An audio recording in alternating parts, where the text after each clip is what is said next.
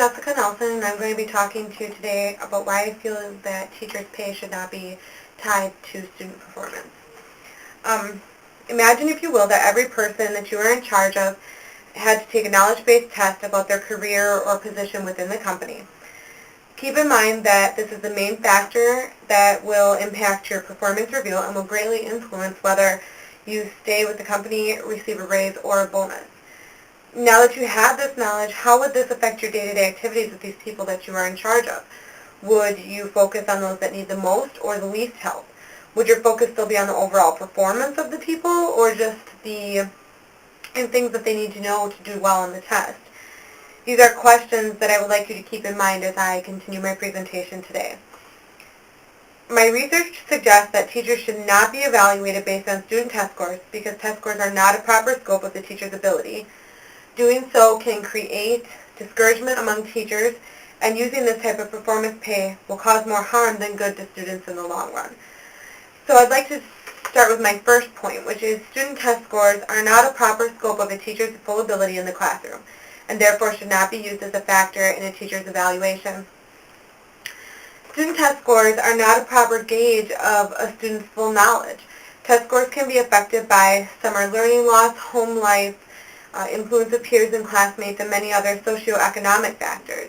This is something that Baker and their colleagues mentioned in their EPI briefing paper entitled Problems with the Use of Student Test Scores to Evaluate Teachers from 2010. One study, also from that same paper, done across 5 large urban school districts showed impressive variations in the effectiveness of teachers based on test scores over the course of 2 years. The teachers involved with this study have had to face many different circumstances, including but not limited to curriculum standards, availability of supplies, different student abilities, and different student socioeconomic statuses. Using my second point, using student test scores to determine if a teacher deserves a raise can create discouragement among staff members of a particular school district. Teachers want to work in a supportive, creative, and collaborative environment, not competitive.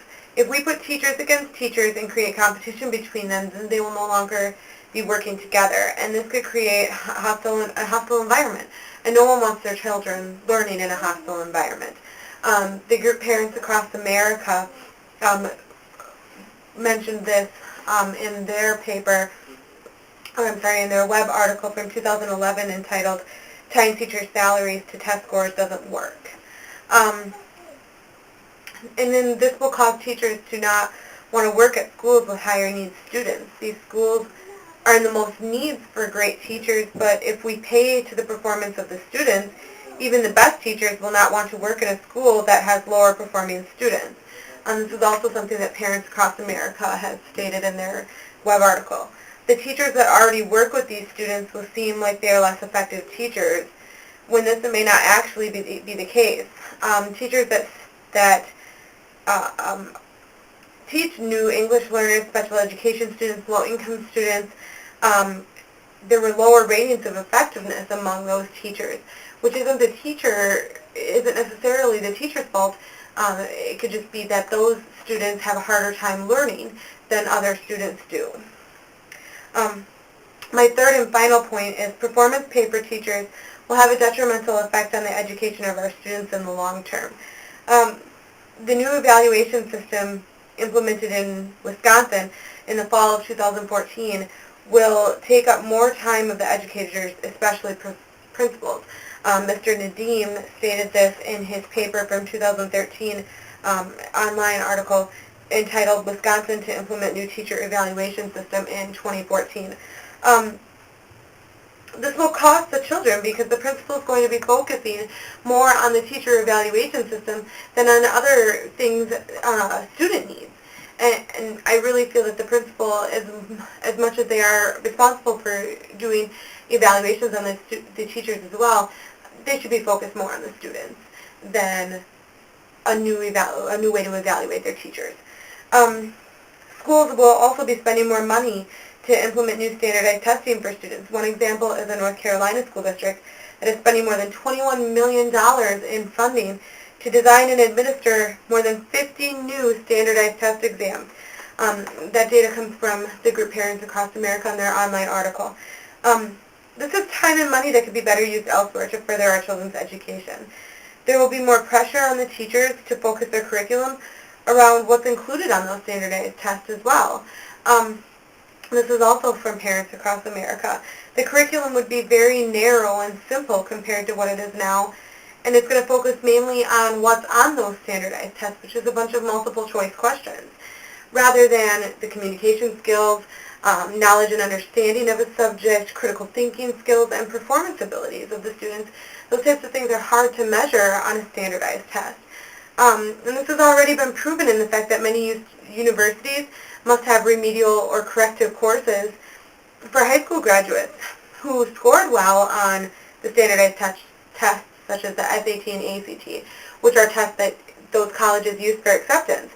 But those students that scored well still struggle with reading, writing, and calculating. And this is something that Baker and their colleagues noted in their EPI briefing paper. I would like to now draw your attention to my visual aid. And this table shows that test scores have not dramatically risen since the inception of the No Child Left Behind Act of 2003. The No Child Left Behind uses test scores to evaluate schools and their staff, and has enforced certain punishments for schools and in some cases even the staff who fail to meet the minimum expectations. Schools can lose funding and other government assistance. In essence, it's basically a much larger scale version of tying a teacher's pay to their performance. There is no evidence to support the suggestion that test-based pay or bonuses will increase the test scores of any students. As you can see from the data here, there are only 3 categories where the data has actually risen, and that's 4th grade reading scores for African American students and 8th grade math scores for African American students and 8th grade reading scores for white students. So out of 4 categories, well, actually 8 categories if you count that it's split into African American and white students, only 3 have risen. That means 5 have fallen, actually. So I believe that the data actually represents the exact opposite, that these tests have hurt the student test scores. In conclusion, research suggests that teachers should not be evaluated based on student test scores, because test scores are not a proper scope of a teacher's ability. Doing so can create discouragement among teachers, and using this type of performance pay will cause more harm than good to students in the long run.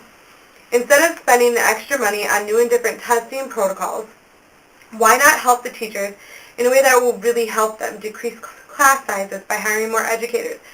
Encourage collaborative teaching. Please do not make the mistake of basing your salary and bonus decisions on student test scores. There is no research that shows this is a good solution. However, I have shown you 3 good reasons why not to incorporate student test scores into a teacher's evaluation. I hope you can walk away today in agreement with my reasoning. Thank you.